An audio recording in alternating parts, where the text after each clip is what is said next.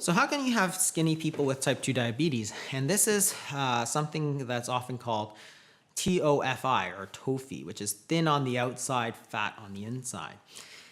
The fat that's in your body is not all the same. So there are certain types of fat that are much more deleterious to your health than others. We divide it into two types of fat: subcutaneous fat, which is under the skin, and visceral fat, which is the fat that is concentrated really around the midsection and in and around the organs, such as the liver and the pancreas. And it's really this visceral fat that is detrimental to health. Fat inside the fat cells, such as the subcutaneous fat, is okay because that's where the fat is designed to be stored. But fat inside organs is not okay because that's not where the fat is designed to store. So if you have fat clogging up your liver and clogging up your pancreas, it is going to be a problem, whereas fat sitting inside a fat cell is not as bad or not nearly as bad.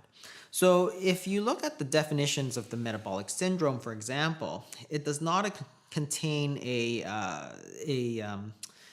problem with the body mass index. It actually has a criteria for the waist circumference instead, because that is actually much more tightly correlated to poor health, because the fat that you accumulate around your waist is much more detrimental to your health. And that's how you have Asians, for example, have a very typically lower body mass index when they develop type 2 diabetes compared to, say, a Caucasian population, and it's because that fat is being stored inside their organs where it shouldn't. So even though their weight may be so-called normal, they still can have type 2 diabetes. And so on the flip side of that, that also means that you can have somebody who is quite massively obese and yet not have type 2 diabetes. And we see that all the time.